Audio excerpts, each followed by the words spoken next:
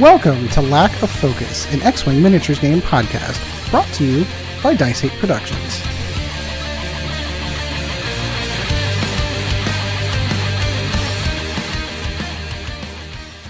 Hello, everyone, and welcome once again to another episode of Lack of Focus, the 2018 live Christmas special. Woo! I am your host, Ed Horn, and alongside me tonight, my partner in crime and gaming, one Mr. Chad Brown. Hey, everybody. Sean Dorsey joining us once again. Thank you, Sean, for joining us. How are you, my friend?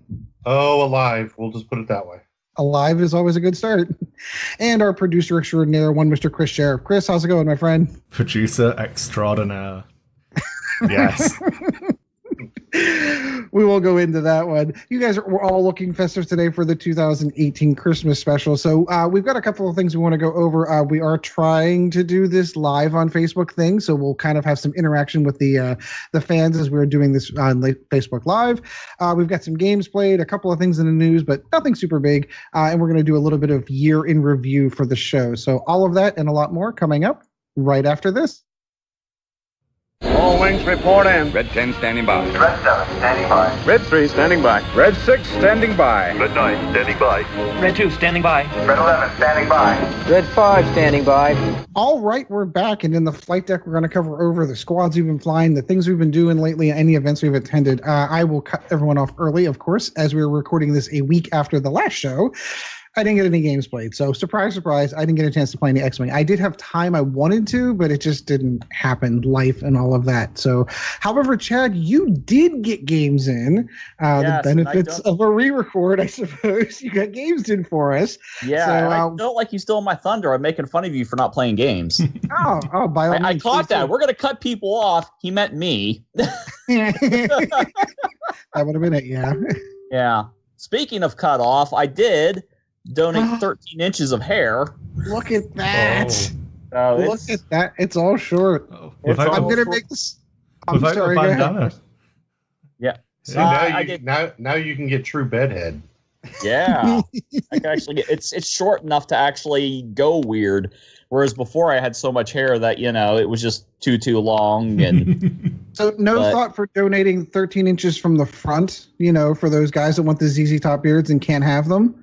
No, you're going to have to grow a real beard on your own, Ed.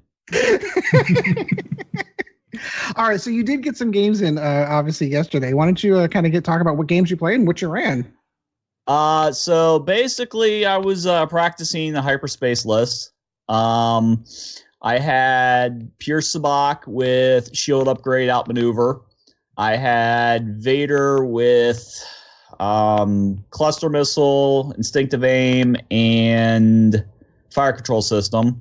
And I had Vermeil with shield upgrade and outmaneuver also. And I had put Kenrick on him, and I forgot, and I thought I had ISB Slicer on him.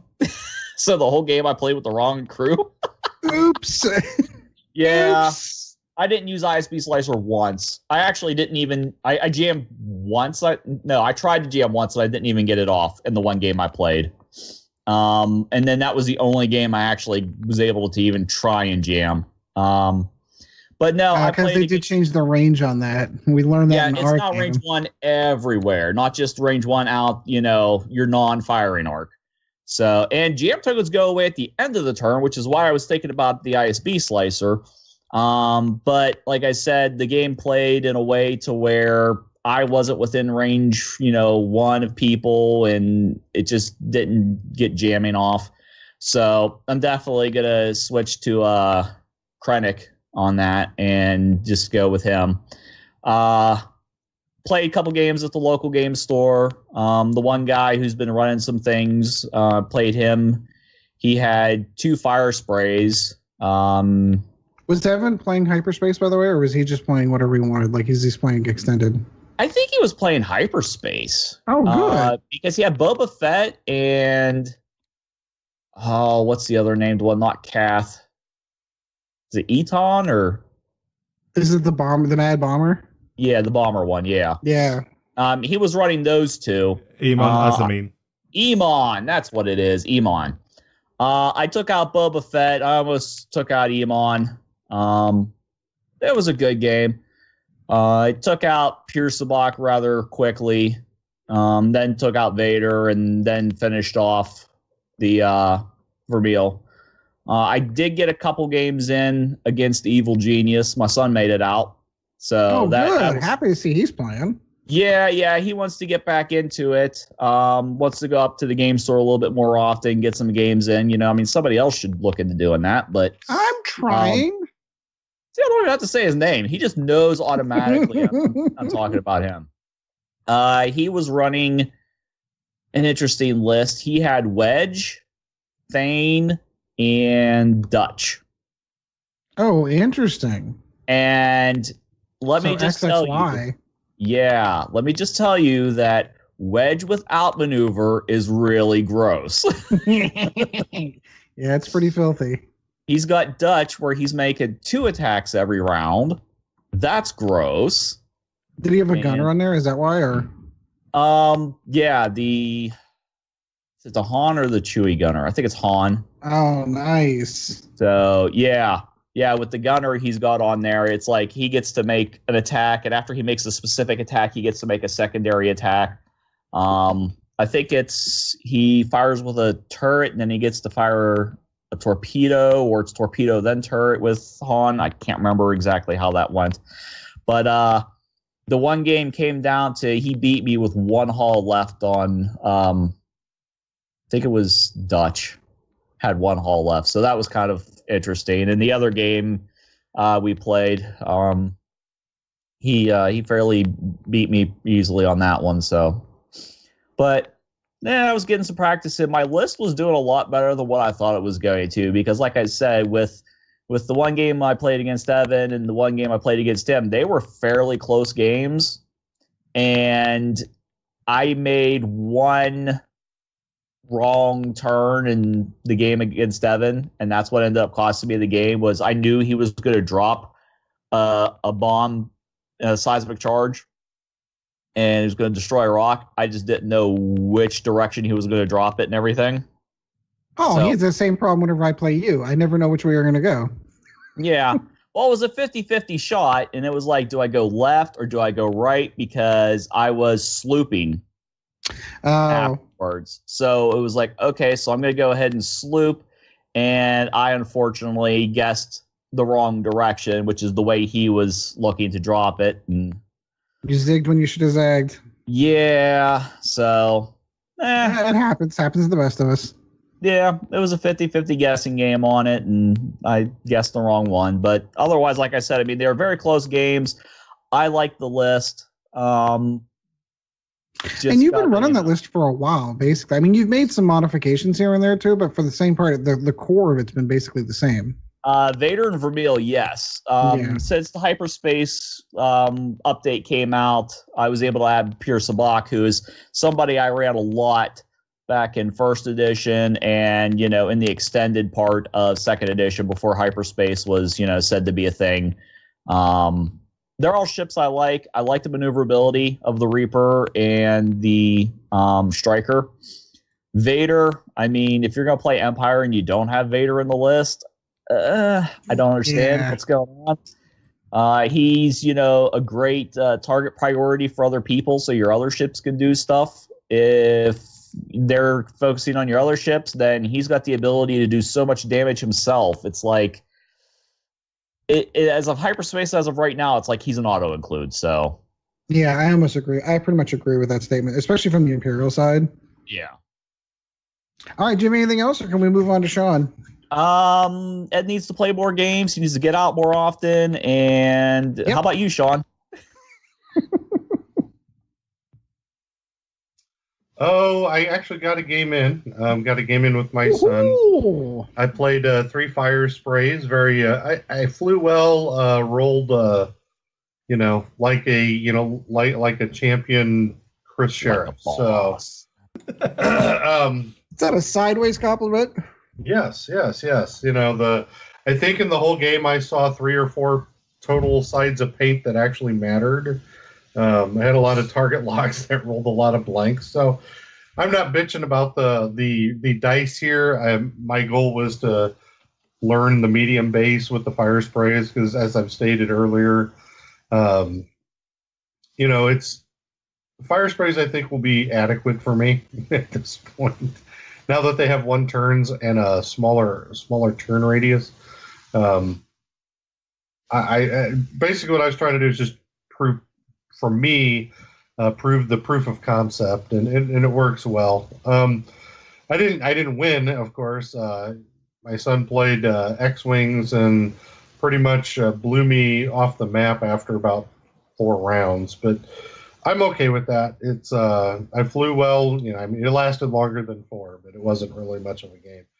But I really like the fire sprays. I think that 3 fire sprays could be competitive if you can, you know, if you can modify your dice better than I did, it would have been better. So good. You ran them naked though, right? They're basically just 3 naked. Yeah. Yeah, they're 3 naked fire sprays, right? Yeah, you can't really fit much on them at that point, and but what you have to look at though is you're throwing a lot of dice. You know, you have 2 built-in arcs on each one, so you're 9 times out of 10 you should be shooting 2 at something every turn if you play it right. And you know, the front and rear arcs, and a lot of people forget about that rear arc too. My son did on the first turn.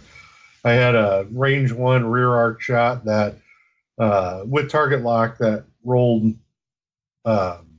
What did it roll? It rolled 2 focus and a blank. On the re-roll, it rolled either, I can't remember if that was the 3 focus one that I had no focus for, or if that was the 3 blank one. But it was, you know, setting it up is pretty cool, and being able to do a lot of damage with them because it gives you options. You can fly past them and still do things.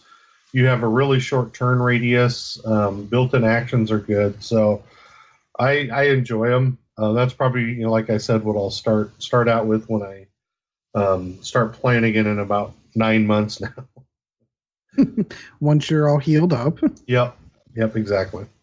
So that's pretty much my flight deck for this episode. Oh, just looking at it, Sean, have you considered doing 2 fire sprays and then the Initiative 1 Scum Falcon? That leaves you a decent chunk of points for some upgrades. I have, but I'm starting slow, and then I'll work into other stuff. So, my deal for me is just, and you guys know me well with this, is I have to learn to fly the thing before I can, you know, really start screwing it up. But yeah, no, I've looked at that. I've looked at a couple other things too. You know, I've also looked at the power list, you know, with Boba and something else, you know, or Boba and Fenn. The problem for me is Fenn. I can't fly Fenn very well because he doesn't have 1 straight. All right, Chris, that leaves it up to you. I know you've played a lot more than we have lately, so what have you been doing lately? Well, I played 2 games when we originally recorded, and then I played 2 games Friday, because we're like fixing my mistake now. So I've got 4 games I can't talk about. That's fine. I'm pretty sure when everyone changes clothes after I finish talking, like magically, people will notice. Ooh, it's the magic of Christmas, Chris. That's what's going on. So, so the original games I played were playing against Bill, who was he's not new to a game, he's new to 2nd edition, coming back, trying it out. And the only list I had with me at the time was my Super Kylo list. Did you have to put a baby seal hat on before you played him? Yeah. Just out of curiosity. So he was running Luke, Wedge, and 2 Y-Wings. That's actually not bad. I like that. It was pretty scary. He couldn't get tops on both Luke and Wedge, and it was heightened perception Luke to keep the points down to give you these 2 bombing Y-Wings. And I had Supernatural Kylo, Quick Draw with Fanatical Fire Control System, and Null with Fanatical. And I didn't dance around as much as Kylo could, but I was just...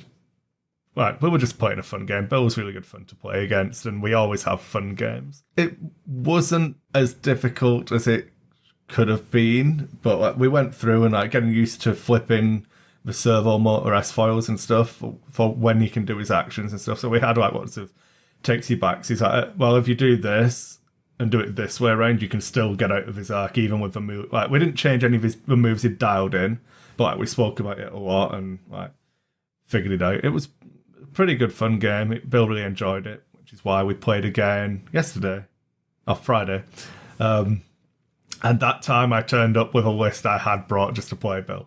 So it wasn't quite as bad. I ran a little bit more toned down, you mean? Well, it was still good. I actually liked this. It was Vader with hate and fire control system, and then Duchess with nothing, Pure Sabak with nothing, and Wampa with nothing.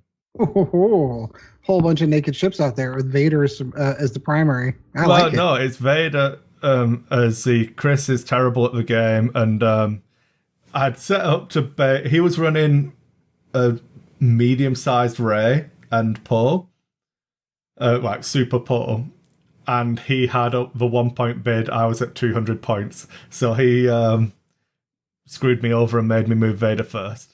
But hey ho, that's always fun. Yeah, and I set up. I had Vader and Wampa on one flank, and then the strikers kind of in the middle where we could go where I needed them. And I was like, okay, I've planned out all my moves. I can do this. I planned my 2 moves with the 2 strikers, and then the normal moves with these ships. And I did some funky positioning. I was like, and then all I need to do is my barrel roll with Wampa, back to front, and it'll be fine. And then Vader fits with his bank. And then I went to barrel roll and was like, you don't do back to front barrel rolls anymore.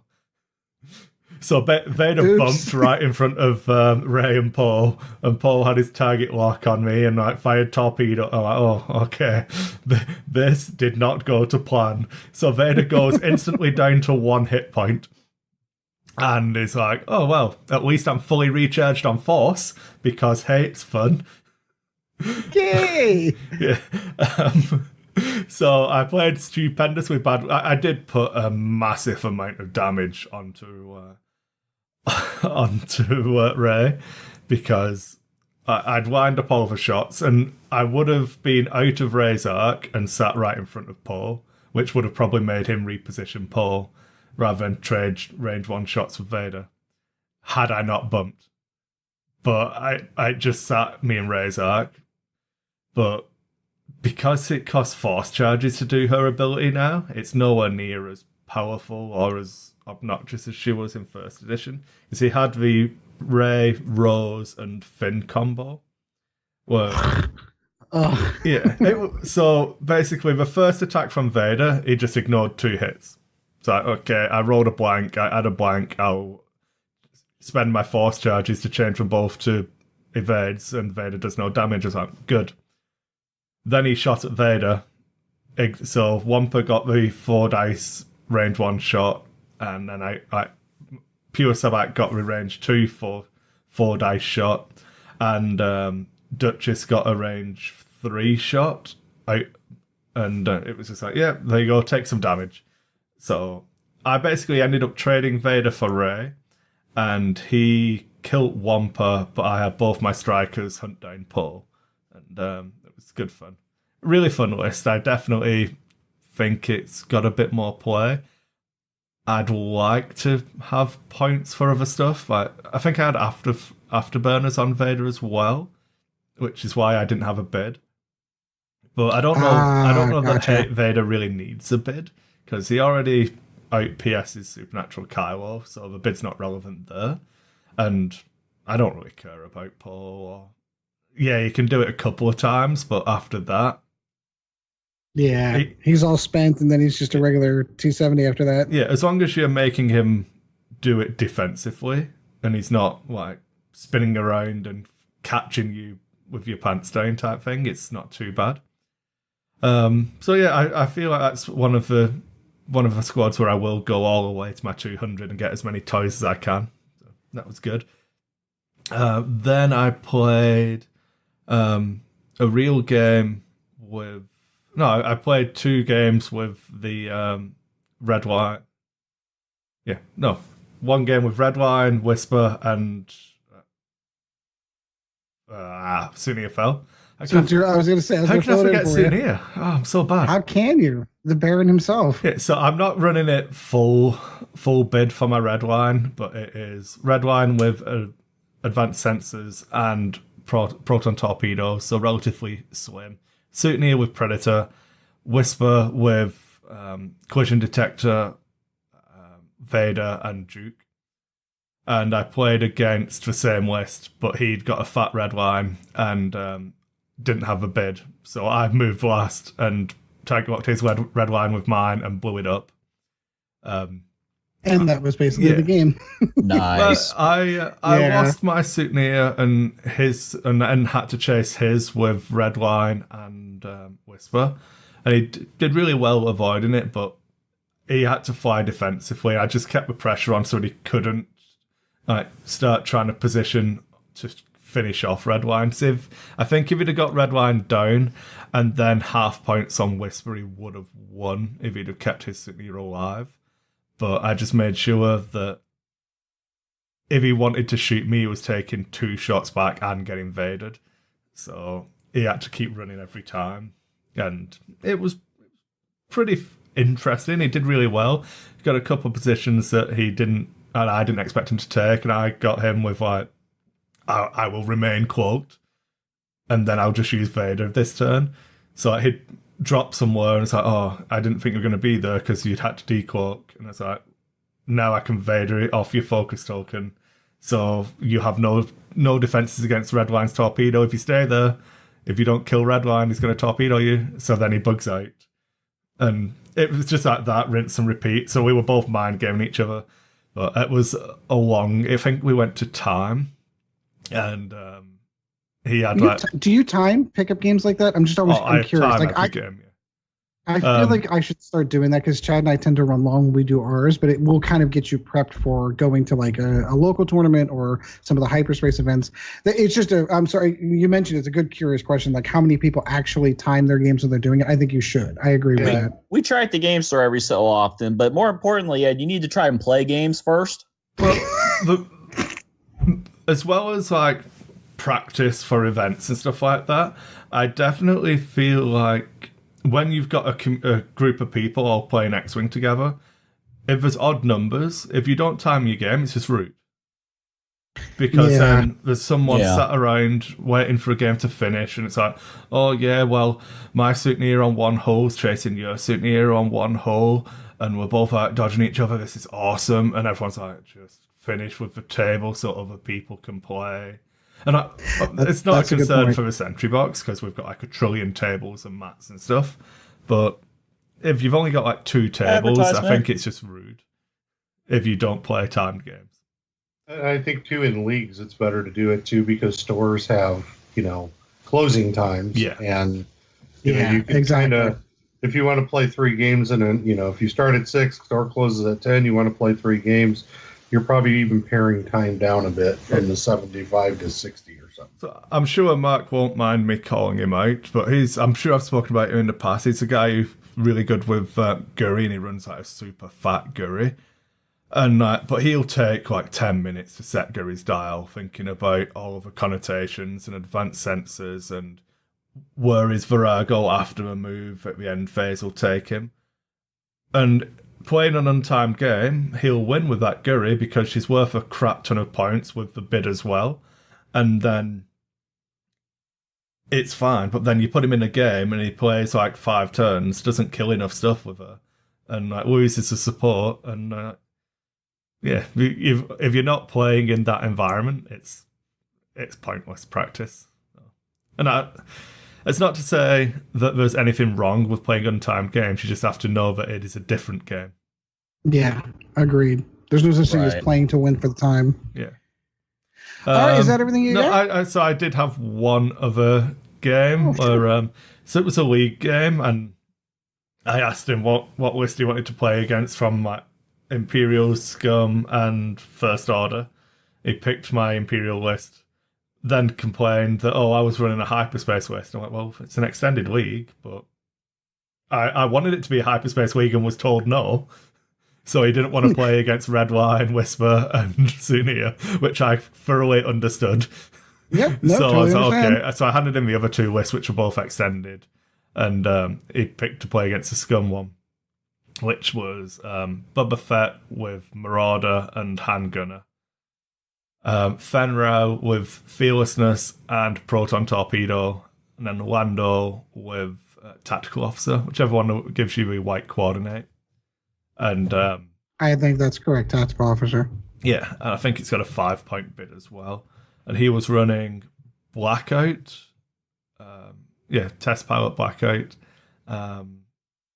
Then Quick Draw and Backdraft. He had weird upgrade. Only one of them, I think only Quick Draw had Special Forces Gunner. Backdraft was just relying on getting the extra die, shooting out the bum anyway. Blackout had Trick Shot, obviously, to try and maximize shooting through obstacles. It was interesting, but as long as I don't give you your engagement that you want, I should be okay. So I started Bubba pointing in one corner, pointing across the table with Fen behind him.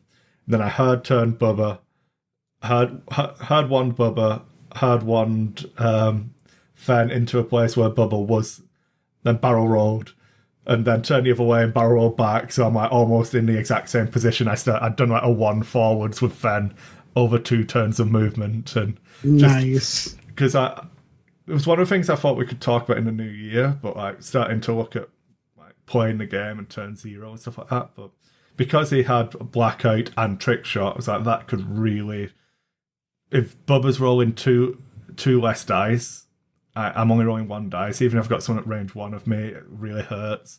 And just getting alpha struck, something like that. So I was like, you're not having any rocks to play with. And he didn't get an obstructed shot in the entire game. So I set up all 3 that I controlled. I set up on his table edge, and I had no plan to like rush him. I wanted to fight on my side of the table. So like Lando started in the middle and like was the bait to drag him across into where my guns were going to be. And I got the engage I wanted. I put 4 damage, I think, onto Blackout for 3 shields on Bubba. That was a decent enough trade for me because he got all of his shots on Bubba, but then it was going to fly past me. My torpedo only did 1 damage as well. So that's disappointing. Yeah. Double modded Fen torpedo, only doing 1 shield. Then he did a funky barrel roll, which blocked Bubba in a position I wasn't expecting. I was like, that's fine, because Lando can still coordinate the focus onto Fen, because Fen then bumps into the back of Bubba. And having the coordinate is just cheating. I love it. It's like, oh, everything's going to go wrong. Save me, Lando. And he does. It went That's from cool. Fen sitting at range 1 and range 2 of 2 shots with no tokens to being like, I've got my focus token. So if you shoot me, you best do damage on the range 2 shot, because the range 1, I'm rolling 4 dice with Concordia. And Have fun with again, that. had to explain how Concordia works and how Fen's ability works, because people just like, oh, you don't have me in arc. I don't need you in arc. Right. It's cheating. Just read the card in the most abusive cheating way you can, and that's how it works, because that's what it says. RTFC. Yeah. So you can shoot me at the bum and I don't get Concordia, but Fen's ability still triggers. And it's like, oh, I'm behind you now, so you won't get Concordia. Yeah, I will, because I'm in your arc. Because you shoot me with your front gun. That's why I went here. Yeah, that's the whole reason why I put my ship here in the first place. I could be behind you at range 2 or in front of you at range 1. I'll take in front, please. Because it didn't have Special Forces Gunner. So it's a 3 dice attack out of the bag of Blackout or a 3 dice attack at the front, where I get to change one of my dice to an evade and roll 4 of them. Seems easy. X-Wing on easy mode right there.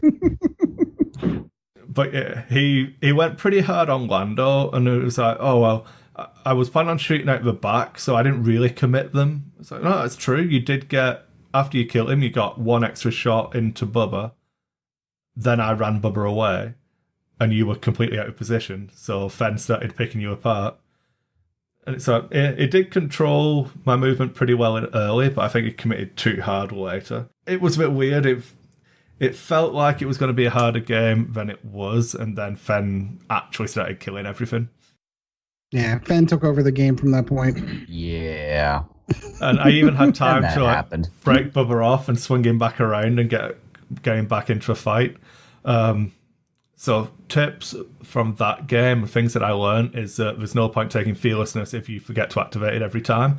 And apparently, Good advice. That's I pay 3 points for Marauder to just be able to take Han Solo and never use it Marauder ability because I forgot about that every time as well. oh jeez. Marauder on Boba Fett is nasty. That's one of the things Evan had a combo going, and that's nasty. Yeah. I used handgunner correctly, as in I triggered it twice in the game. Once in the opening engagement where I wanted my target lock focused attack, where I had reinforced target lock focus on Bubba. So I coordinate the reinforce, do the one straight to clear the red, take the target lock, and then handgunner, and so everything's good. It's all fine. He shoots me, and I just like rolled my I think it was range 2. It was just range 2. It was my 3 dice target lock focused attack on Blackout and do like a bit of damage. And then Friend's torpedo only did a bit of damage. But it was fine. It was all good. It all worked out in the end. I did feel mean though, because it was getting relatively late. It was like, oh, we can call it if you want. I was like, well, it's a league game. I'm not going to call the game here and stop. You can concede if you like. Yeah, absolutely. I'll take a concede. We're not going to call a game here and say, oh, look, I'm up by a point. Oh, yes, I'm happy I lost this game then. So I was like, okay, well, and I went through, look, you've got Fen on 1 hit point left. Where I left with, he got the crit where all hits were crits. I was like, I don't care. If you kill him, because Bubba's going to swing around and kill you anyway. And then he got 2 hits through at range 1 with the focus token. I was like, yeah, okay, that happens sometimes. I rolled a focus, and that was it on my 4 dice. Oh. So I still evaded 2, because I spent the focus and the and Concordia, but it's like, oh, yeah, okay, those are both crits now. I think it was no actions other than flipping damage cards or focus. I was like, yeah, this is fine because you can't stop me shooting you anymore. So I just left them and like blew them up. But that was, if that had been any double damage crit, it could have been a little bit hurrier. And that's why that could have gotten a little scary there. Yeah, it's like Fen's on 1 hit point. You only need to shoot him once, and I can't reposition him. So you don't know what move I'm going to dial in, but if you guess right, you can kill him. Yeah, and then I killed all of his ships 2 turns after that. Jeez. All right, so that's going to cover our games. A little piece of magic's going to happen now. We're going to roll into the news, and all of a sudden, we're all going to change clothes and different headgear and stuff. So, except for Sean. So we'll do a little wipe dissolve and woo, and smash cut, and we're done. I think my plan is to pick up the First Order expansion set this weekend. That is sort of the plan, so I can kind of get my my Kylo running. You really feel it's that bad? It's not bad. You feel awesome. It feels really good. It's by bad I mean bad for the game, as in pre-nerf whisper bad for the game. So Reddit says that it's fine. And Reddit also said that even if it's not fine, apparently it'll get better when Supernatural Anakin comes out, because he'll be at Initiative 6.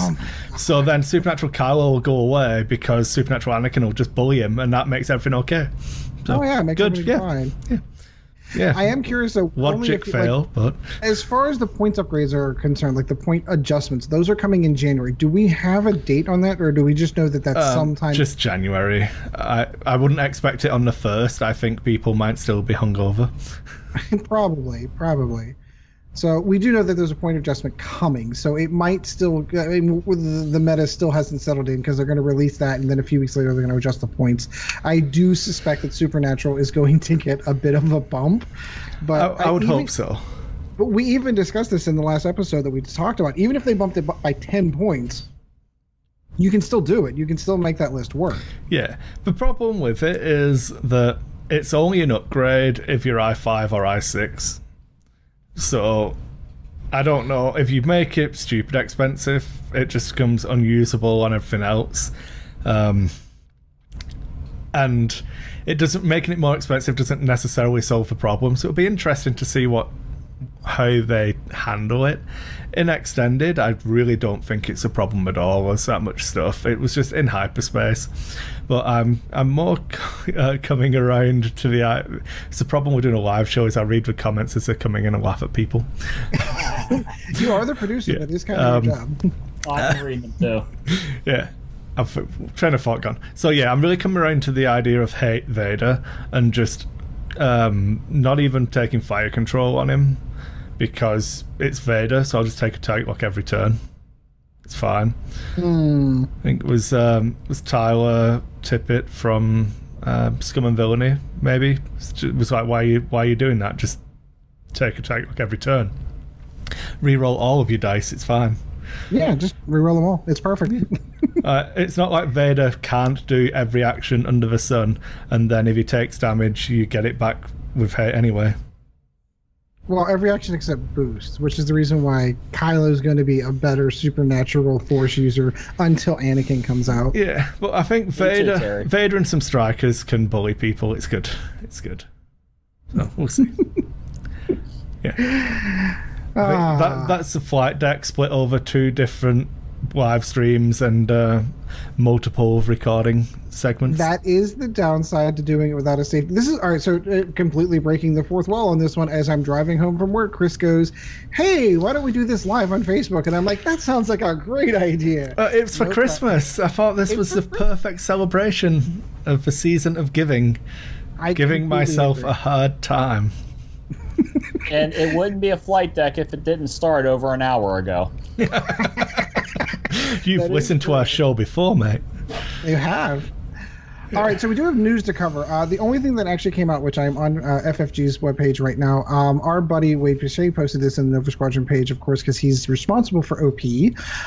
They did announce the Wave 4 kit, so we've got some cool alt art cards that came out. We're looking at Black Squadron Ace and Crackshot with some new art, full all the way to the edge kind of art, which is fantastic. Death Rain is in there. So it does make me interested to know. And the only reason I'm bringing this, Dead Man Switch is the other card that's in that one, but Death Rain obviously is not legal in hyperspace events, but they're still providing support. So yeah, the wave kit is extend. I think it does a quick build event, an extended, and a hyperspace. You get to do all of them. So. Yeah, see, I tried to explain that to the person who's quote-unquote running ours, and he's like, no, every one of them's hyperspace. I'm like, no, I don't think that's right. He can make every one of them hyperspace, but the hyperspace event where you have to give out quick builds as your prizes, because that's all you have left, probably becomes a little bit redundant. Yeah, I would agree. So, in any case, also, Scourge is also in there, Munitions Failsafe being the last one. I'm really, really blown away by the amount of material that's coming out of it. I get the idea of what they're doing, the different tiers. So the quick builds, the hyperspace, quote unquote, hyperspace builds, and then the extended builds.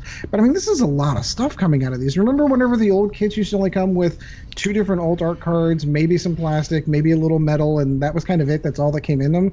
They are, FFG, I will give them props. They are going all out on their support for the community on these.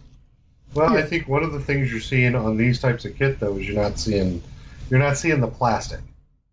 So you're getting more cards instead of plastic. So you might as well, allow that to be, or give out, what people really want now, which would be the cards. If you really have all the plastic from 1.0, you really don't need more plastic. Okay, so and I agree with that statement. My counter argument to that is I'm new to second edition. I've never played first edition. Understood. I hate to say this though, but this is the you missed it. If you weren't in first edition, you missed it. Yeah. There are multiple formats, remember? So this is the Wave kit thing that we've spoiled, which has this stuff in it. Then I need to find FFG's site again now. The season kits still have the acrylic, not acrylic, the metal. Yeah, the metal The tokens metal in them. tokens, yeah. This one, the arcade tokens. yeah, this one comes. The season 1 kit anyway came with acrylic range rulers as well for the wave leader. So, Oh, that's true. Okay, that's that's true. I hadn't thought about so that. it's split across different things. Obviously, the Hyperspace Cup stuff will still be in there as well. So there is all different kinds of prizes. It's just that in this specific one, you're only getting the card support, and that's 'cause it's designed to do so many events that it's the easiest way of doing it. Right. Ideally, you'd do that. You'd break that up over 3 weeks. You'd have your quick build ones in the first week. You'd have your hyperspace ones, and then you'd have your extended. Before I go too far, I do need to express my immense love for my friend Wade Pouchet, because I didn't notice there was another card in this list that we did not talk about. He did Howlrunner for me in Wave 4 kit in the full art. It's beautiful. I now have to own this card. Yeah. Yeah, he did it just for you, I'm sure. I'm sure I was the only contributing factor. He says, you know what card does Ed want? I know he mentioned he loved Howlrunner. I'm going to put that card in for him. I'm sure I was the primary thought process on that. Your Everybody headband's loves on Wade. just a bit too tight. Just a bit. He also did munitions failsafe, so thanks, Wade. Yeah. He's thinking of players like me, apparently. Wait, Chad can't roll it. I'm sure we were all the primary concerns on that one. Oh, yeah. Is this this is different art than the X-Men 1.0, the first edition artwork too, Yeah, isn't it? none of them have actual characterized people. It's all just different shots of the ships now. Except for the Howlrunner card. Is it? I'm Oh, looking there at isn't a picture. Oh, yeah. I'll just lie. It's fine. Well, because I'll that's just what I'm lie. saying. Like, it's the first one. It's actually the full caricature of the, instead of it being an alternate art of the ship flying through space. She and- dyed a her. What's that? Was she not a redhead in first edition? No, she's always been a brunette. Howlrunner has always been a brunette. Ah, well. So yeah, no, it's fantastic artwork, and it's new artwork. So what they did with the first edition one is they borrowed the artwork from Armada and transposed it back into first edition X-Wing. This one here is different artwork. It's new artwork, and now I must own it. It's alt art, isn't it? Alt art cards. Absolutely.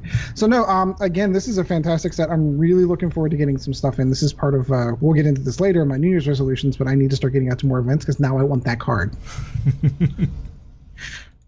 Anything else in news to cover? Because, I mean, aside from... What's that? I was going to say, do you know what we're 1 year away from? What's that? Oh, yeah, Episode today. 9. What, we're a year away today. Episode 9. Oh, that's true. Well, as of recording this, we are. All right, so if we want to kind of go down the Star Wars movie route, I am sort of you are correct. We are 1 year away from Episode 9. Principal filming is supposed to finish up in March, but you know there's going to be reshoots. We're actually supposed to see a trailer here soon. I've been seeing in the internet that we're going to be seeing. There were rumors all through Thanksgiving that they thought it was going to drop over Thanksgiving, which it did not. So apparently it has been seen. People have seen it. So there is a teaser trailer floating around out there, but it hasn't come out yet. The other exciting news that I'm looking forward to is that they announced that they are giving the developers of Game of Thrones, D.B. Weiss and David Bedinghoff, a full trilogy in a new series of Star Wars. So they have 3 movies that they've given the Game of Thrones developers. I'm super excited by that one. Now, what they're going to do, I don't know. I know what I'd love them to do, which is, Old Republic era. I've wanted to see that on film since I started reading the Last Jedi comic books back when I was a young tyke. So Ed, do you, obviously you on Facebook, do you see the Star Wars Champions ad on Facebook for that mobile game when you're scrolling down? Yeah, every once in a while I do see that. So there's a new character been released. It's Raven from the Old Republic, and that makes him canon now because it literally just been released. That is true, because anything under the Disney license that falls under games, videos, comic books, any video games, anything like that, all fall into canon. Well, and they've kind of discussed it too. So, like, if you get the Art of Star Wars, Art of Episode 7 book, they talk about like Kylo Ren's lightsaber, for example, and how it's an old and ancient design, which is kind of harkening back to those times of the Old Republic, which is 9,000 years before A New Hope. It's just there's such a gap in time. When you look at the canon material, you're looking from episode 1 until episode 9, and then everything else kind of falls in between. Rebels falls in between there. All of the new TV shows, the Cassian Andor series that's going to come out, is going to be in there. The Mandalorian one, they're doing the Resistance. Everything falls in that time frame.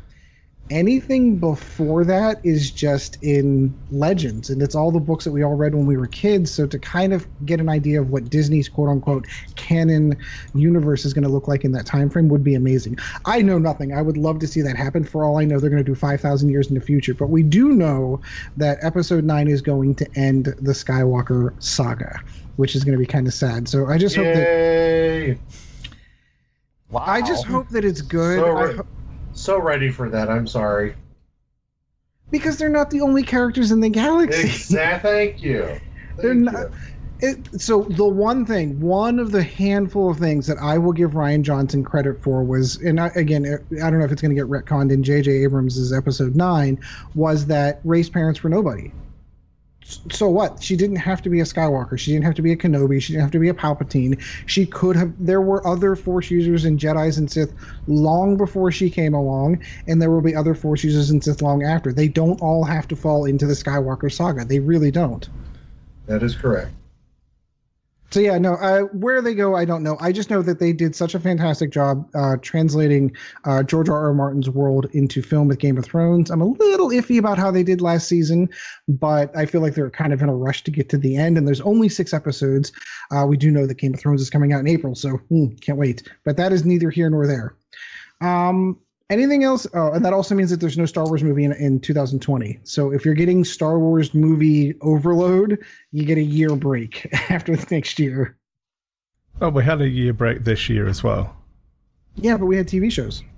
Yeah, I've been watching The Resistance. I'd watched two episodes today, so all caught up again now.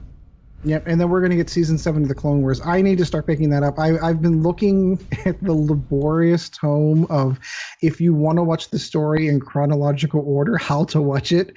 And I'm like, this seems like more work than it might be worth, but I do kind of want to go back and watch all of that. Yeah, it's worth it. All right, so I think that's all the Star Wars and X-Wing related news that we've got. We're going to go ahead and take a break, quote unquote, for the audio clippings. And then we will move on to the main topic, which is our year in review, X-Wing, Star Wars, gaming, and otherwise. So all of that's coming up right after this. Almost there. All right, we're back, and in the main topic, we're kind of free bloat this one on the live stream and talk about the year in review in X-Wing. So obviously, we need to kind of start where first edition dies and second edition ends. I don't see anything reason to go anything into first edition prior to that. To be perfectly honest with you, the game had bloated to the point that the developers knew that a change had to happen. So we had an earth-shattering in development when they just flat out announced, hey, by the way, first edition's gone, second edition's coming. Here's how the conversion kits are going to be done. Here's how you're going to convert to the game of second edition. I do remember some of the lamenting that was done whenever the conversion kits were announced. What do you mean I need to spend $50 to fly my ships again? But that's the only really way they could have done it, to be perfectly honest with you. You had one way. There's 2 ways they could have done it. This was obviously the best way to do it so that everyone can still maintain their plastic and just needed a cardboard updates. I applaud the way that they've done it. And so far, so good as far as I'm concerned. We've not seen a points adjustment yet, so I can't pass judgment on that one yet, but I love the fact that it is available. Yes, the app failed when it first came out, but they fixed that basically right away. So I have to be honest, because I'm not playing in any big events or anything like that, I use the app for my squad building. All my list building's done in the app. I've not really used Yasby at all. I think I used it for the first time I played Kylo because the app hadn't updated yet, but they put the points out. So I used Yasby for a week, and then once it actually dropped officially, then I went back to using the app. And Yasby's great. If I was going to more tournaments, I'd be using the export function a lot more.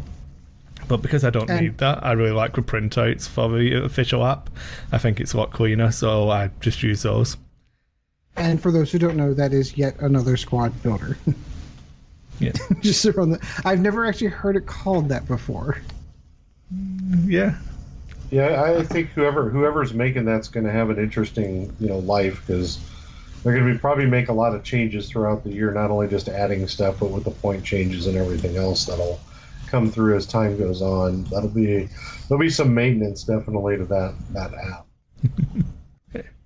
Well, you can take direct exports out and just import them into another product that I know FFG remains nameless, Vassal. You can literally build your squads in there and then import them directly into Vassal and test your games online. I think just the way that all the integration happened. The only thing I can say that I do miss, because I am who I am and I'm the competitive guy that I am, was that List Juggler kind of went away. List Fortress is replacing it. I'm pretty sure we mentioned this on a couple shows ago. If we did, I wasn't paying attention, which would not surprise Sounds me. about right. Yeah, so there is something. We'll be fine. But yeah, there you go. So shout out to Terry. She did mention something. It's strange to have people complain about conversion kits when other miniature games just don't do it. Yeah. They just do up. And that was kind of the argument that I made as well at the time. Like, have you ever played a Games Workshop game? Have you ever bought models that all of a sudden you can't use anymore? It happens all the time. And whenever they did it, they're like, oh, here's a rule book. It's $50. Oh, wait, you want to play that army? That's $40. And then you haven't even bought, oh, you need to go and get the starter kits and all. Oh, that's a ton of money that you need to shell out to upgrade to a new edition. So in the end, I really felt like they did it the most cost-effective way they could have possibly done. Yeah, I agree. You're always going to get people who don't want to do anything or pay money to play with toys I've already paid for. Well, you don't have to. You can keep playing first edition if you really want to. There's so many different... I don't know. You can't please everybody, and at least they tried. Or maybe they shouldn't have. I don't know. I was happy. Even if it did... I was really happy because I'm like, good, I'm going to go down to just being an Imperial player. And I own all 5 conversion kits. Of course. Okay. Of course, absolutely. Yeah. Whatever, Chris. Well done. Well, the Nice sickness, try. the sickness is real, so... They don't call this plastic crack for no reason. There's a solid reason behind it. Yeah. I don't. It's a hard one. I'm definitely all in still. So all in. yeah. All right, so moving on through the rest of that, that's so second edition's announcement kind of spawned this funny little idea. Chris, you were there when they were announcing second edition, and of course you're IMing us on Facebook going, hey guys, how much fun would it be if we just kind of got together and did like an old Nova Squadron radio show, just kind of pretend like nothing happened and just, oh, second edition was announced, and just kind of had a joke kind of fun show. We legitimately thought it was going to be a one-off, kind of do it once, and that was it. Yeah. And 14 episodes later, here we are. But we had an episode 0 as well, remember? Okay, so 15 episodes later, and then of course we had a lack of focus. Well, we had a lack of focus too. That like was supposed to be 30 minutes that we droned on for 2 hours. Yeah, well, the In Focus episode. Yeah. Yep. Yeah. Yeah. Yeah, that's another interesting thing is spawning the In Focus, because it's our way of just kind of not taking the world so seriously, but yet it ends up being an extremely serious conversation. Well, one of the things Pretty I like. cool. First of all, I need to kind of spit out. I love the fact that it's brought the 4 of us back together. One of the things that I missed over that time frame of not doing the old show was hanging out with you guys every Thursday night, chatting about a game, a little plastic spaceship game, but mostly it was about getting together and hanging out with friends. And that's something that we lost when the show went away. So when we started doing that again, it just felt natural. It felt comforting to be able to hang out with you guys all together. I enjoy talking to all of you. So this was it was huge, and it was just a natural transition. Yeah, we should keep doing that. Absolutely. And here we are still doing it at the end of 2018.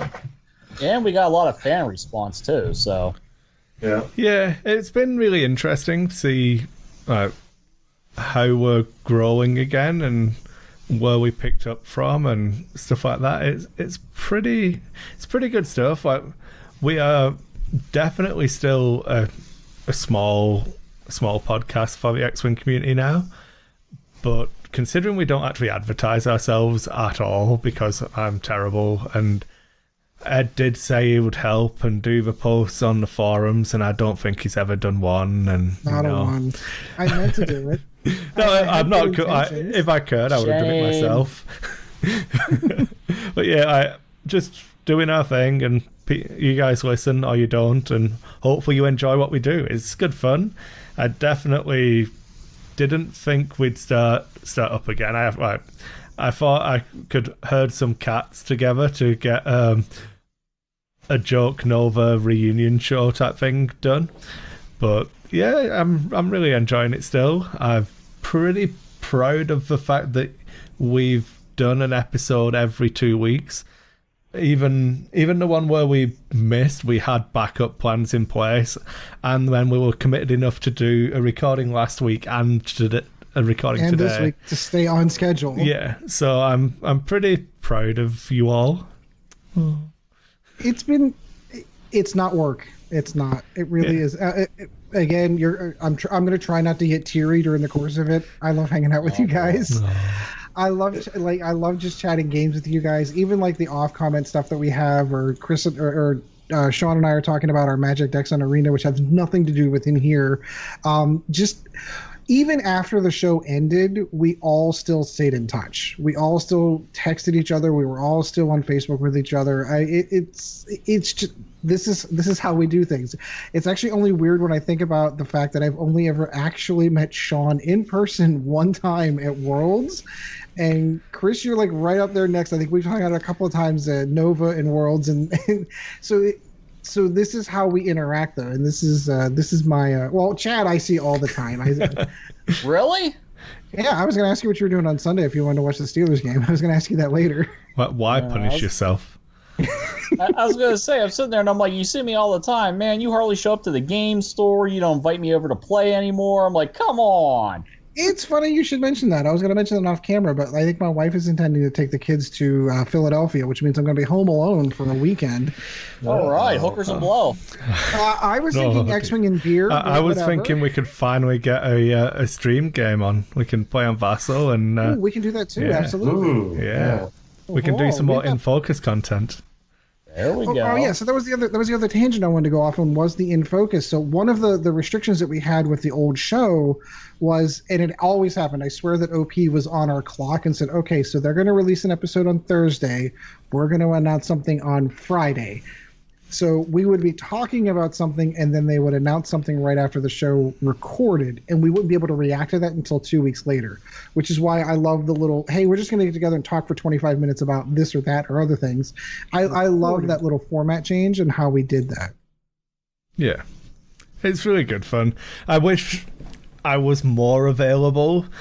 My evenings have been super busy, and it's strange for it to be me, the one who, last time when we couldn't record, I just couldn't do it. Working in the store and having a baby and doing all of that, it's just been so hard. But we've kept these Thursday nights, or Saturday mornings, or Sunday evenings, or we've done some weird we're bending over backwards to make this happen. So that's really, really good. Yes, Terry we are. gets it. we are the Mobile Day podcast. Thursday's our night. How about Saturday this week? How about Sunday? I'm sick, so we're going to have to do it next week. Yeah, we've done all of that. Yep, exactly. It's one of those things that, and I remember when we started the old show, it's like, oh, this sounds like a great idea. and then you get committed to it, and then you have fans that are depending on the show that are, hey, this is kind of their every 2-week kind of thing. And if you fail that, that's where you really begin to fail the fans, and you really begin to fail the people that support your show. So you have that pressure of commitment of, I need to get on whether I feel like talking about X-Wing that night or not, or whether I feel well that night or not. We just kind of got to push through. So there is some work to it. So we have found our ways to muscle the way through. It doesn't hurt. You should have gone to tournaments like I did. Then you'd have really felt the pressure of, putting out the good content and things of that nature. Well, it's funny you should mention that, because we've got New Year's resolutions coming out too. Oh, yeah. Yeah. Yeah. Although the one area we never were really huge in, I would like to see Lack of Focus get really huge in, the Amish community. Good luck with that one. Let me know how that goes. Let me know how that. You can launch the ad campaign for that one. All right. Let me know how that goes.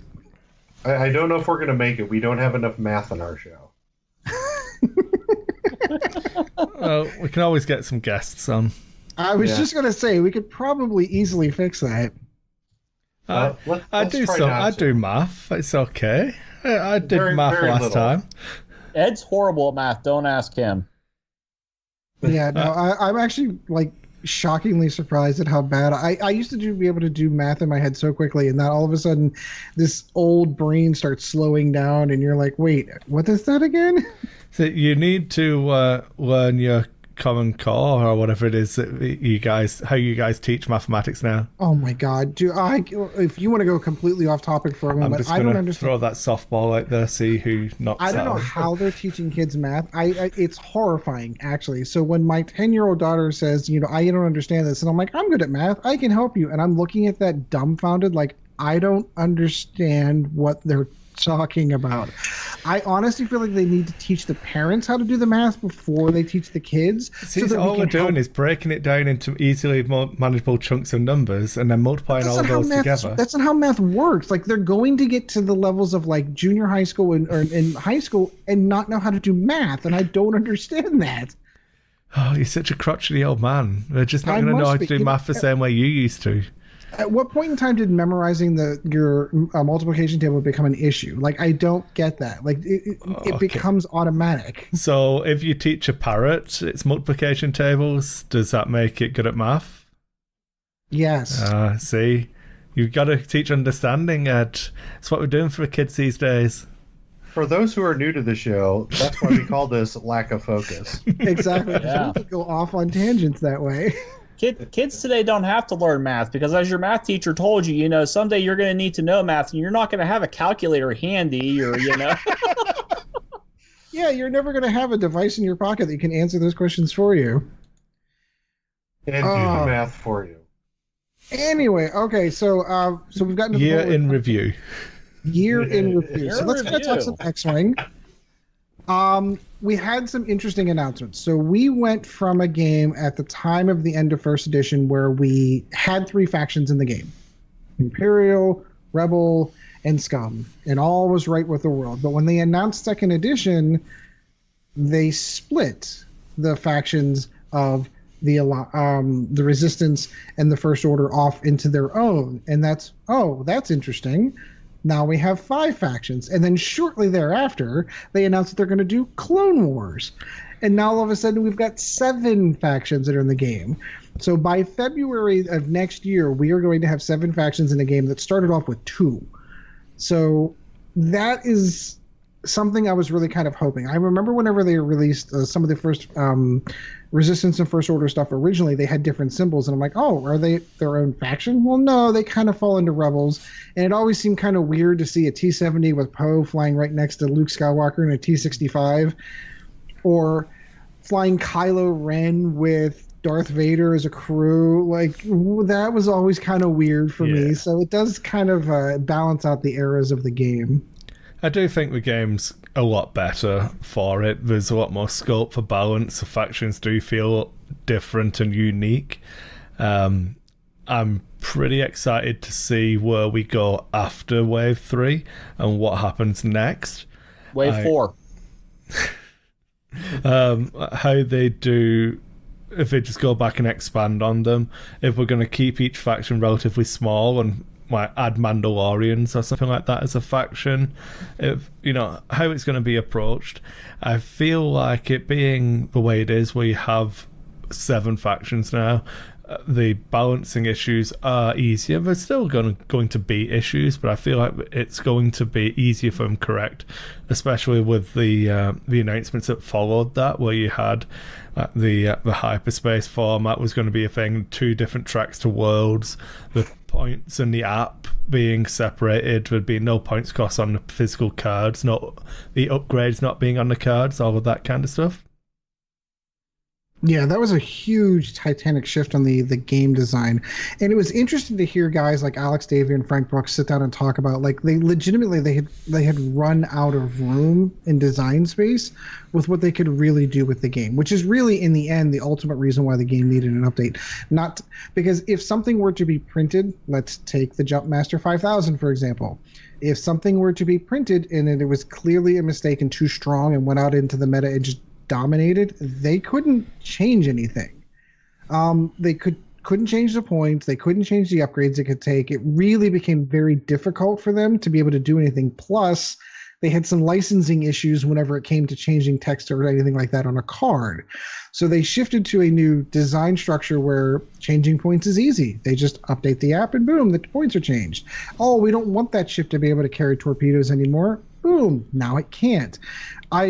I think they went the right direction, and they definitely have extended the life of this game for years to come. Because not only originally when we were talking about this when it first came out, we were thinking about the 3 factions or the 5 factions at the time. But now if they continue to add more, like, I'm really kind of curious to see how far down that rabbit hole they dig. Are we going to be looking 3, 5, 6 years from now where we've got like 11 factions where it's like 40K style, like, oh, you can play Space Marines, or you could play Space Wolves, or you can play Orcs, or you run down, like, there's so many potential options for where you could go. I think that's okay if they do. If they keep this game going and they scratch the itch of every kind of player out there, the player that wants Old Republic, the player that wants Clone Wars, the player, and I hope it expands to their other games too, the Legion and those types of games where you're getting multiple, because it allows, if you get sick of playing, part of the problem that you had in 1.0 is you had 3 factions, and you had about 6, 7, 8 lists total if you're a competitive player, or a wide open game if you weren't competitive and got stomped every night against the competitive players. Today, though, there's some weakness in some of them right now, but as time goes on, if you get bored with Rebels, and that's what you started with, well, now you just go pick up, First Order and play First Order. And if you get tired of First Order, then you can go to whatever Clone Wars side you want, and so on and so forth. I think that that's going to be a really good thing for the game. I think that it's going to keep the game fresh for a lot of people. I do understand that you're probably going to have to buy some ships. As the game goes on, the ships that you have today, there are probably going to be ships that in the 2.0 tournament scene aren't going to be in it. Potentially like E-Wings and Hawks and things like that. Anything that came out of the EU. Correct. You're probably going to lose those, but that's okay, because that's, it's a miniatures hobby game. If you really, except we don't paint really, unless you really want to. Unless you really want to. But with that said, though, you're still, you treat it like the miniatures hobby, where, if you go and you do First Order, this year, and the next year you do whatever Wave 4 is, and keep going, the game will stay fresh. The biggest thing is life gets in the way of most people, playing games and doing things. Their, families, have a baby, changes everything, job changes, or, yeah. 4. Yeah. One and done. One and done. Oh, you're not even a real parent if you only have one. If you walk into a room and something's broken, you know who did it. It's not even fair. As is evidenced by this stream, I don't need a safety net. But at the end of the day, though, the key piece is X-Wing is fresh again. What they've done to the game has been, I think, really good. Putting the energy, to spend in some regen in that. I really enjoy the fact that they added the Jedi powers or the Force powers.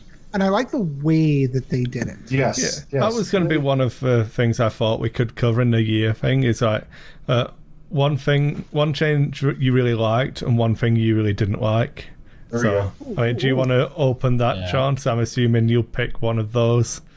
Yeah, I like the Jedi Power Edition for something that I like. I think that it's going to create a lot, especially as they go deeper into this game. You know, what we have now is great because we have the Galactic Civil War time frame, so we know they're Jedi, we know what they do. You know, what's going to happen if they go into an era or an era is created where there aren't Jedi, you know, where there aren't a lot of Jedi. There's more of the Force sensitive type, you know, characters that are out there. I think, you know, that'll be cool because it does still keep the avenue open for them. The one thing I don't like is I don't think they've totally fixed bombs yet.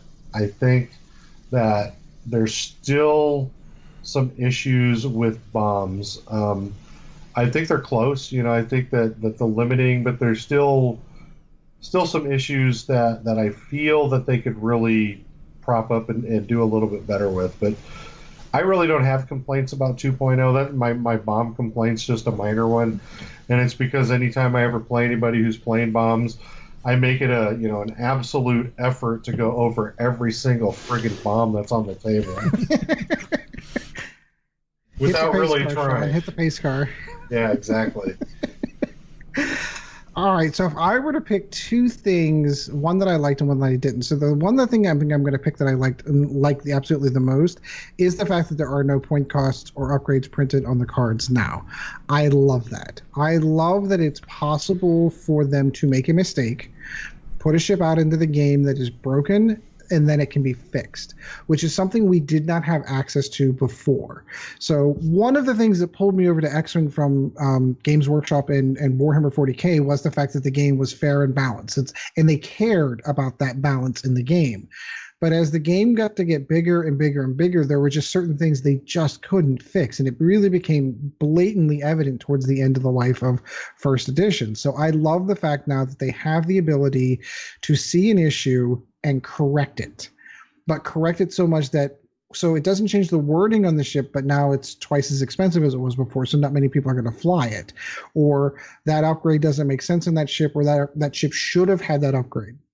So like as the game developed from wave 1 into like wave 4 and wave 5, there were upgrades that didn't exist from, you know, in wave 1 that now exist in wave 7 and 8 that made sense to be on an X-Wing, for example.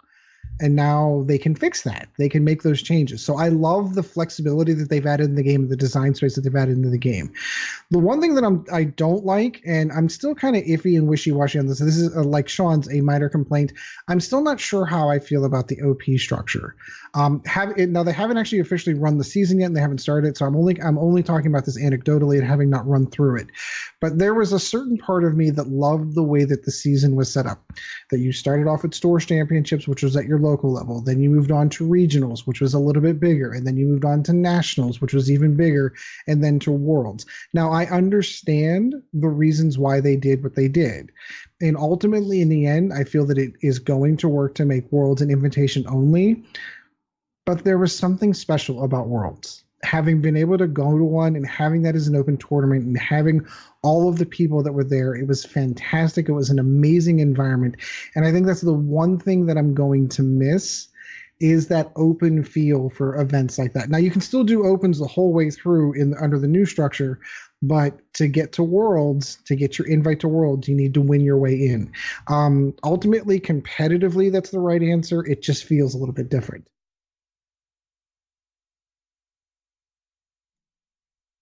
And I'm off my soapbox.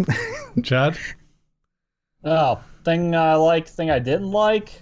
Yep. I would have to say that I did. I do like how they've spread out to do. I got the 7 factions now. I think that, like you guys said, thematically, Darth Vader and Kylo Ren flying together just didn't make sense. I mean, they don't exist at the same time and all that fun stuff. So seeing that actually, become their own things, and then them bringing in the two prequel factions, basically, wow. Good job, Chris. I do like that. My wallet's got a DNR on it with that, because it's just, yeah, it's going to be a killer on the wallet, but I do like seeing, they are opening it up and all that kind of stuff. Thing I don't like what they did to Phantoms. They're garbage now. And, yeah. We all knew it. So good. Phantoms are so strong. Greatest thing that ever happened to X-Wing. Phantoms are so good. Oh. It's the one. They're different, but they are so good. What part of the Phantom change is your least favorite? The fact that they lost the attack dice, or the fact that it's the attack dice for Chad? I know it is. It's attack dice and advanced cloaking device. Advanced cloaking device first, then the attack dice. I mean, to have a ship that weak, and they gave it advanced, you were able to put advanced cloaking device on it. Kind of let it last a little bit longer, but what if I told you that Whisper just has 2 evade tokens and is immune to the damage that we shoot at her anyway? Not always. Not the way I roll dice.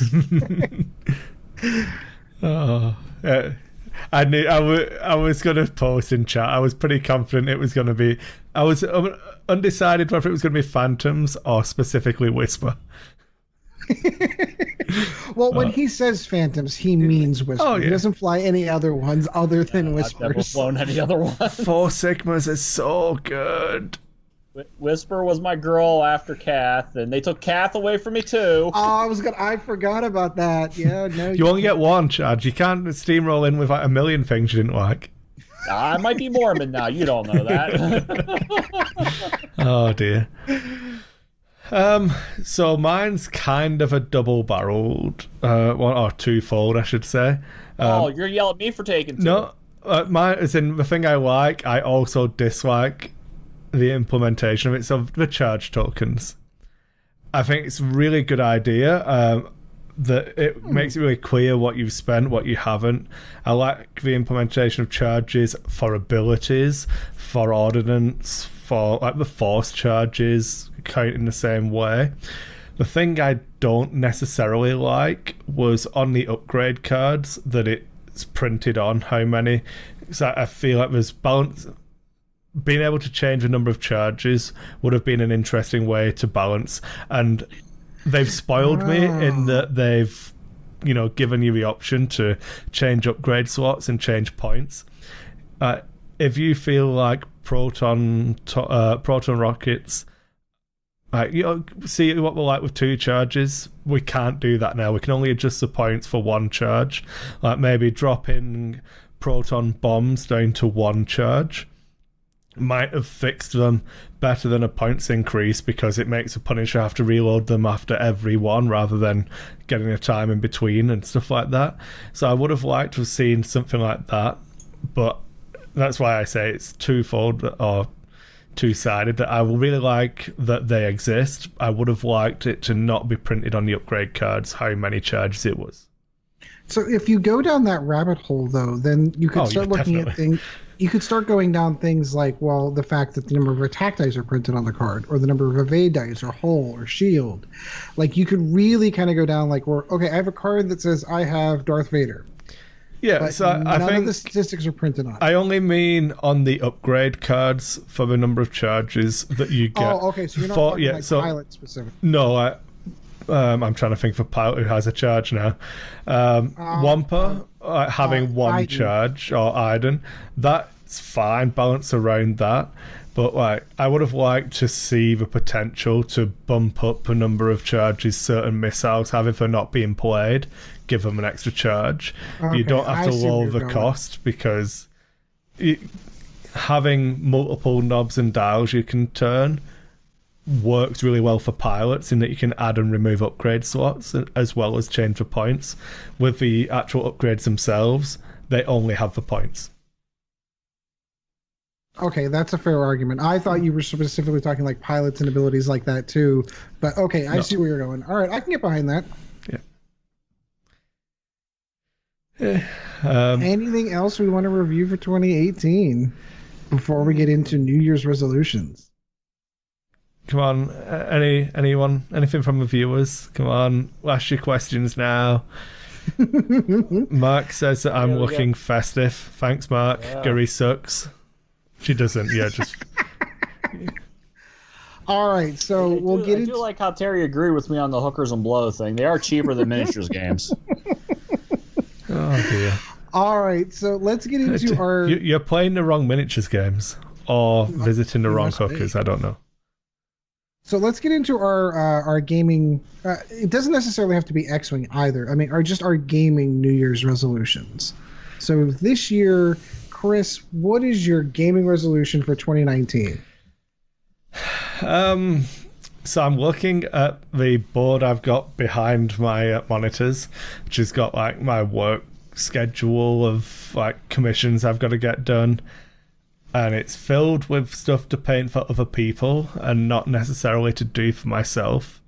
So I've been playing a lot more X-Wing since 2.0 came out. I think I've said before I've played more 2.0 than I ever got. Like, at the rate I'm playing it, I will blow my first edition games out for water. But still, maybe making some time to get more stuff painted and games played for me. The Song of Ice and Fire stuff I was talking about the other week is still sat behind me, still sealed. I want to do my unboxing videos for that so I can start playing that. I really want to play more games, and it's difficult. I don't work that many hours, but I feel like all of my time's taken up, and it's on stupid things like I'm playing in a D&D campaign. I play Arkham Horror, the card game, on the weeks that we're not recording. I play on the Wednesday. So I have a pretty full gaming schedule, so trying to fit those games in will be difficult, but I definitely want to play more A Song of Ice and Fire, and I definitely want to make sure I don't tail off and stop playing X-Wing. Maybe win an event as well, maybe. That'd be nice. That is a good resolution. Sean, I'll kick it over to you. Your 2019 gaming resolution. Well, for me, first things first, I have to get my back fixed. So yeah, there is that. That is a hampering thing. Having especially when you're bending over a table for hours on end. Yeah, I can see that. Yeah, having a vertebrae that's not attached is kind of difficult. So, can hang you over the table, Mission Impossible style. That wouldn't work either. Unfortunately, there's no solid help for this one. But after that's done, though, so when I get back into it, number one is of course playing more X-Wing. Just I would like to get into tournaments where I'm not focusing on running a tournament. I'm just there to play a tournament, and I can leave at any time. That'd just be an amazing feeling. So that's my first true resolution. The second one is I have an airbrush. I have a compressor, although I want to buy a different compressor. I have an airbrush, and I have just crap tons of paint sitting on a table that have been sitting there for 14 months, I think, somewhere in that range. 16 months, actually. And not one has been cracked. No paint has been poured into the airbrushes. So that's what I want to do, is start figuring out how to paint.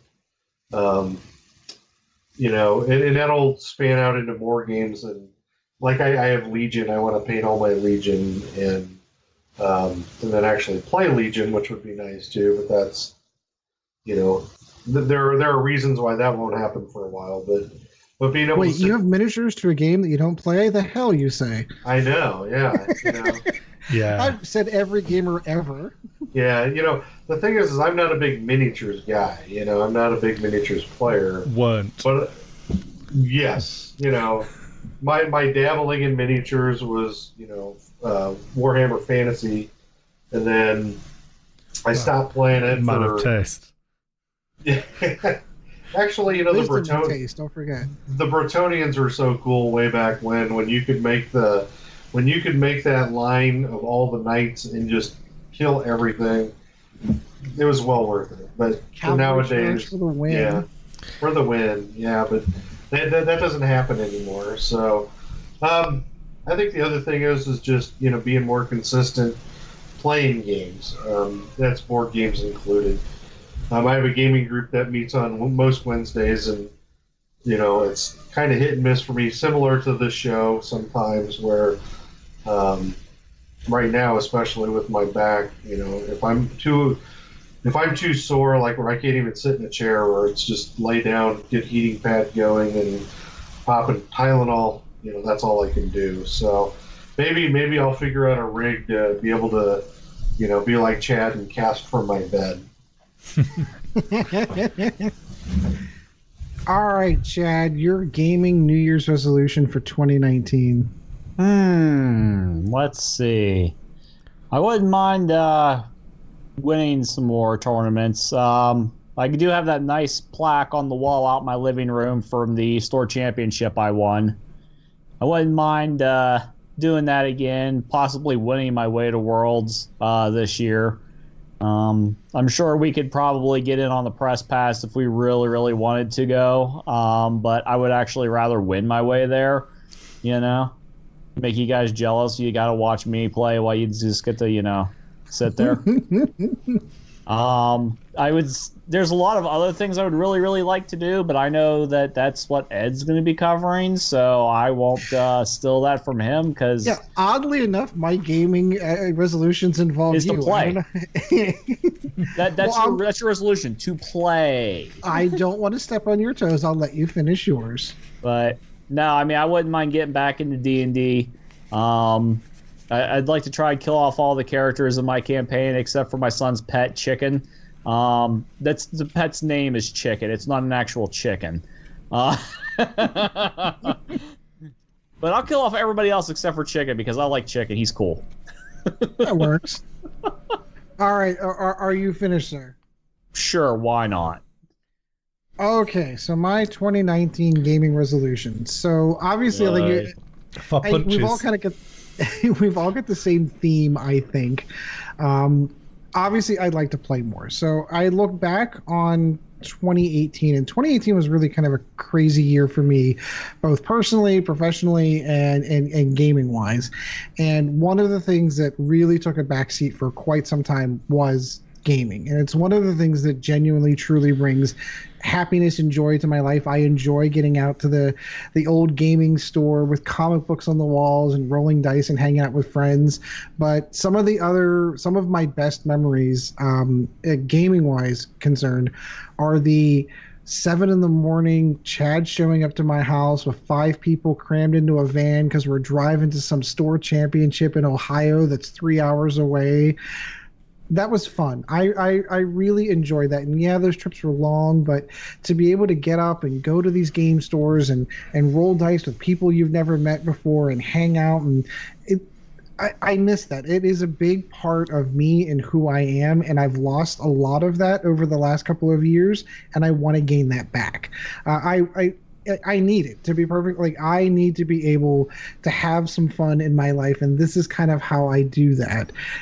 So one of my New Year's resolutions is to get out and play X-Wing, whether it be at a store, whether it be at a hyperspace event, whatever it is to get out and play and have some fun and do that. You should play more D&D. How close are you guys to North Carolina? So we've a few states away. Yeah, that's North Carolina is like I want to say an 8-hour trip, 8 to 10. I think it's 5 to 7. The Crates have got their event in March. They're doing like a Crate Cup fun event, and I've got the go ahead to be able to go to that, and because flights are pretty cheap, the first weekend in March. And just we'll have to look into that. Yes. Give us more information on this. Yeah, I will do. Yeah, we'll go ahead and look. Yeah, send that in the. My second resolution is Chad is sort of alluding to. One of the things that I asked Santa for this year was Curse of Strahd, which is a 5th edition Dungeons and Dragons adventure that is based in my absolute second favorite realm in Dungeons and Dragons, which was Ravenloft. which would mean that we'd actually have to start playing Dungeons and Dragons again. So I'd like to get back to setting up a semi-regular every 2 week kind of on a Saturday and just do those things where we're blowing for 6 hours of just playing D&D around the table. And now that I've got, my kids involved and, obviously Chad, your son, Josh comes over, Linda comes over, maybe my cousin Ryan shows up and we're playing D&D. It's just one of those things. It's just playing more games is really what it is. I have all of this stuff sitting here. I bring my box, my paper box of miniatures over.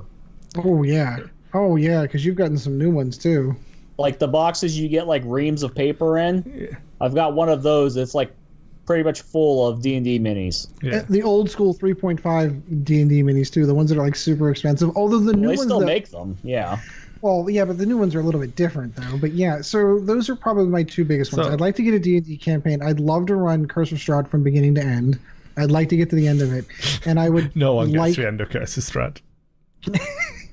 Well, I'm told that it is more of an open campaign, which works best for my players because the best laid plans that I've ever had, they always tear asunder. So I can't imagine anyone that would do that. Chad. The best thing about Strahd is that at any point it can just come down and go, nah. It's Strahd, that's why. Swap them around a little bit and be like, oh, you thought you were doing well? Nah.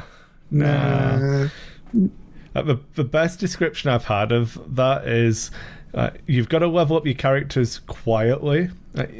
You don't want Strahd to ever notice that you're there, because the second he does, if you're not already like 20th level, he's just going to come and like just face roll you.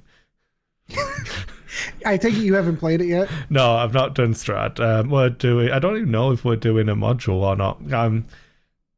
We'll do an in focus on it at some point and just chat some role playing games and stuff, because my character's awesome.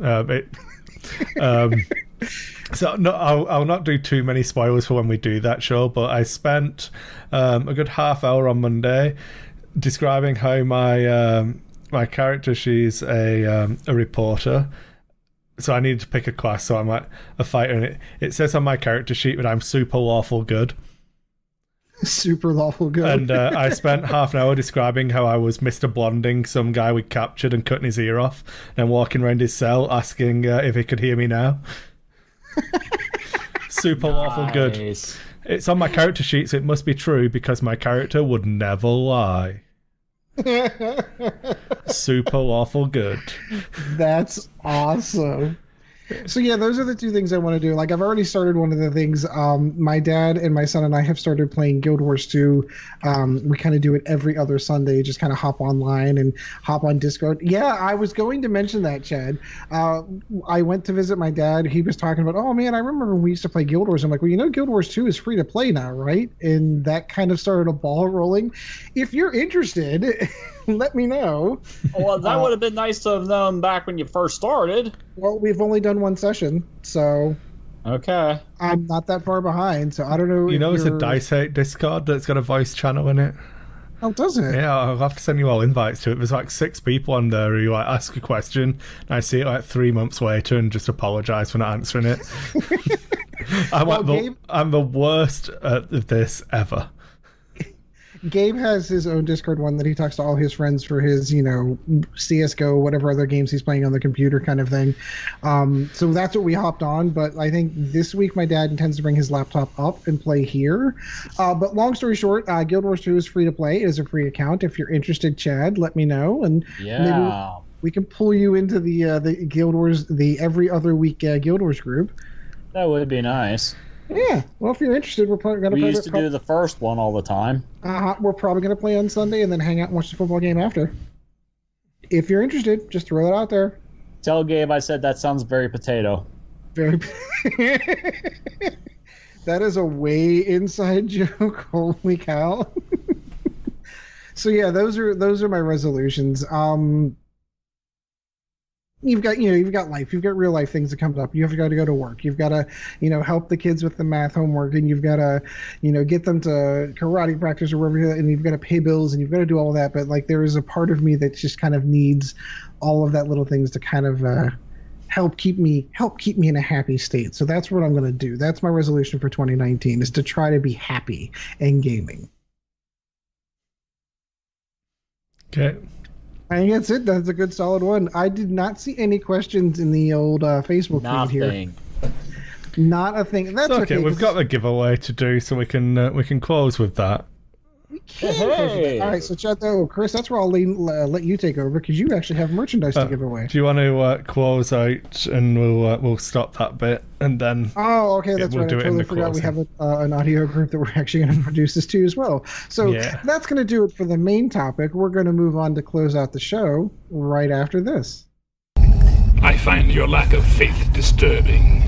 All right, we're back, and we're going to close out the show for the 2018 live Christmas special. This has been oodles of fun. We did have some pitfalls that we fell into, but Definitely ultimately not a train wreck. Definitely not a train wreck. Definitely not. But this was oodles of fun. So, of course, I do want to say thank you for everyone for joining us, both on the live feed and, of course, those of you that decided to listen at home or on YouTube. First of all, Sean, always good to talk to you, my friend. Yep, good to be here, and everybody have a safe and Merry Christmas. And I don't think we'll talk on the chat, but probably not on this. So have a great and safe and semi-sober New Year's at the same time. And semi-sober sounds about right. Yeah, and then we'll get this started for 2019, and we'll hit the ball, hit the ground running, and really. Really start talking some Super X-Wing, because we can start looking at, the road to Worlds. I think that should be, a focus for us in the future is a road to Worlds. How do people get to Worlds this year? I absolutely agree with that 100%. And as a side note, you and I are going to be doing, hopefully this weekend, we're going to try to do a live game of Magic the Gathering Arena. For those who are interested, I'll post that on my YouTube channel. Sean has challenged me with his Vicious Vampire deck, and I will try to meet that challenge. But that's neither here nor there. Yep, exactly. Chad, always good to talk to you, my friend. Always good to be here. Thanks to all the fans. Obviously, we've got extra ones watching on Facebook Live tonight. But everybody else who's watching on YouTube, listening to the podcast, wherever you may listen to it, thank you for listening. Don't forget, like I said, obviously, those who are watching us on Facebook Live, about the Lack of Focus Facebook page. We also, would like to hear from everybody, send us your questions, all that kind of stuff. If you want, email them to lackoffocuspodcast@gmail.com.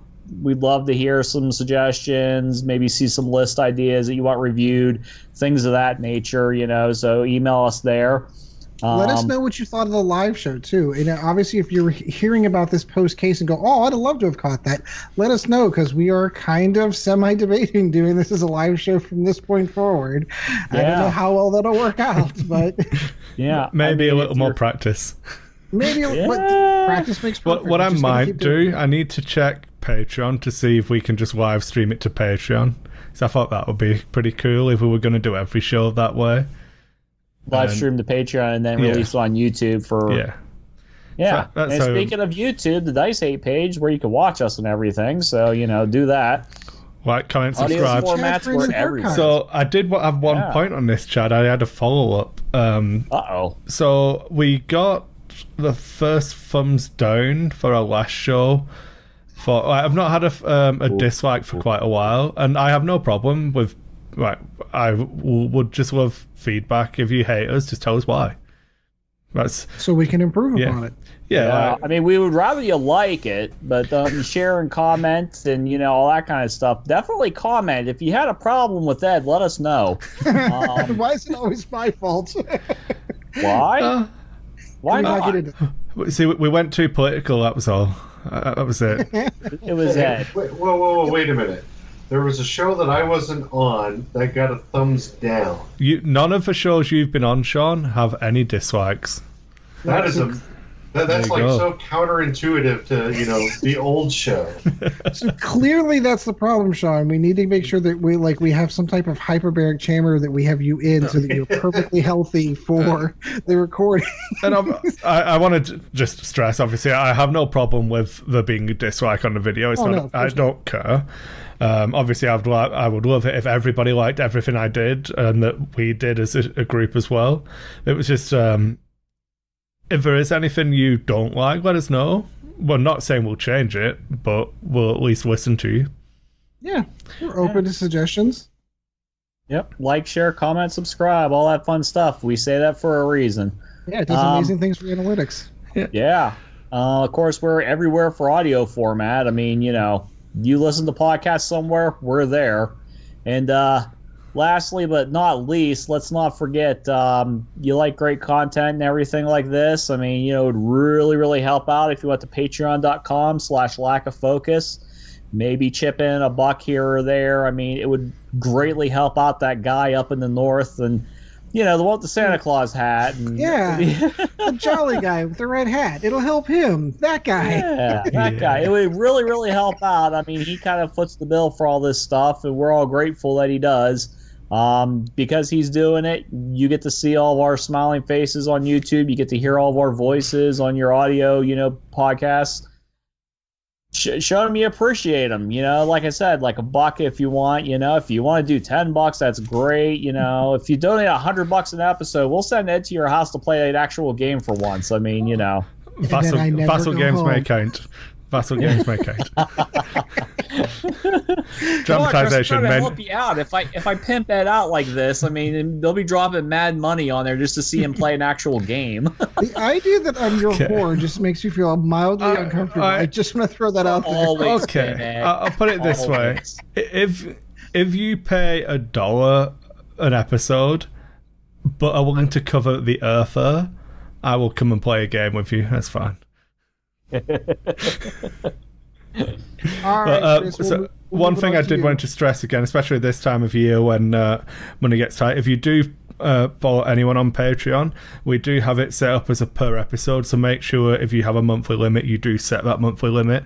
Only give within your means. We as much as it does all really, really help out, and I enjoy not losing money every month, I'd much rather you guys were able to spend it on Christmas and stuff like that. So make sure you set an appropriate limit and stick within it. Make sure you can afford your miniatures games or hookers and blow, whichever is your preference. That should have been the title of the show, just so that I think it's the third time you squeezed that one in. Oh dear. That's the next episode. This is what happens when I say we're going out live and I can't save them from themselves. That's right. That's absolutely right. All right, Chris, always good to talk to you, my friend. Oh, it's a pleasure to be here. I was hoping it would go a little bit smoother, but probably was naive in that thought. But I believe you got a D6 for us earlier. So right here, ready and waiting. So we do have a giveaway to our super awesome patrons. We were going to give away the Mining Guild tie. Still sealed and everything. It'll be it too. I could do some ASMR. Oh, yeah. Please don't. Oh God, no. Some ASMR Mining Guild TIE Fighters. Those videos get like hundreds of thousands of subscribers. This is what we're doing. We're not whispering the podcast. Oh, Genius that's what we play. Should be doing. Yeah, if you. There's an idea. If Maybe we, that's why there's a dislike, because we didn't whisper, Chris. yeah, probably.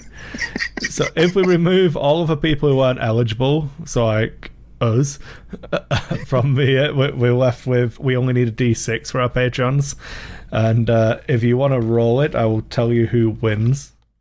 Do you have the numbers already established? I do. He's gonna roll low because it's Ed. Haha, it's a 4. I rolled average. 1, 2, 3, 4. Ronnie Hergert. I believe he won last time as well. Ronnie is a lucky guy. Wins He's getting the Mining all the Guild second TIE edition Fighter. stuff. Yeah. I can't remember what we gave away. I don't Did know. we I don't give the remember. Mining Guild tie again? No, it was. I can't remember. I'm sure we did a giveaway. Was it? No, it was the old Lando, wasn't it? Oh, that's what it was. Yeah. Yeah, I think Ronnie won the Lando as well. Well done, Ronnie. You are awesome. Thank you for your continued support. And thanks to all of the other patrons. As I say, you do help cover the cost of not only like hosting it on Podbean, hosting it on what's the other one? SoundCloud.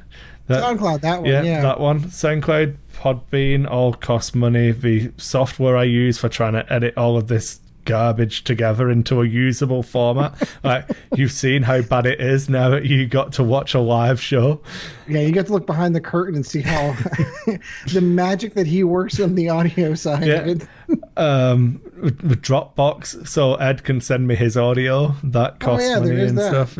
Just all Dropbox was full as well, Ed. I filled my full terabyte, so I had to delete a lot of stuff. So I figured we didn't need Nova Squadron Radio episodes from when I was editing those from like 2017. So I think you're good with that. But yeah, it's all a really big help. I'm terrible at doing this part of the show because I feel really guilty asking people for money for this when we enjoy doing it so much. But it does really help, so thanks everyone, genuinely. I've purposefully not set it up that we guarantee people stuff, but we'll try and do giveaways like this every once in a while, and whenever we do get some cool promo stuff made, we'll send it out to everybody. So thanks again, and echo what Sean, Ed and Chad have said. So like, Merry Christmas everybody, Happy Hanukkah, Happy Holidays, all of it. It's whatever you want to do. This should be a happy time of year, so just try and enjoy it. If it isn't, shoot us an email and I'll do what you can to cheer you up. We're always here as well, you know. We're always here. Got no other place to go. All right, so that is going to do it for episode 14. Thank you so much for joining us. If you were kind enough to suffer through the live show, we appreciate your indulgence. If you are seeing this on YouTube, next time catch it live if you want to see all the fun stuff. And of course, if you're listening to the audio format, you don't get to see Chad's haircut. You missed all the cool stuff on YouTube if you really want to go for it that way. Christmas hats. Yeah, absolutely. I'm wearing a Christmas. It was either the Christmas. I don't know. It's not a. What is this thing? It's a headband that I'm wearing. That my daughter. It was either this or the pink Santa hat. One of the two was going to be the one that I was going to be wearing. So again, thanks everyone for joining. I do want to echo everyone else's thought. Happy holidays. I do hope you're having a wonderful 2018, and then moving into 2019. I hope all your dice roll hits and crits. Try that one for a while. Unless you're playing against us. Right, unless you're playing against us, then they have to roll blanks. That's how it has to work. We need that much help. Yeah, we do, especially me. Oh wait, I thought you were going to say something. I apologize. No, I was just agreeing that is a fair assumption. That the only way we win is if you are bad at rolling dice. All right. So again, thank you everyone for joining the show. We will see you in the next episode, which won't come out until 2019, and we will be starting our path into competitive play. Looking forward to that. So until next episode, guys, fly casual. Yay!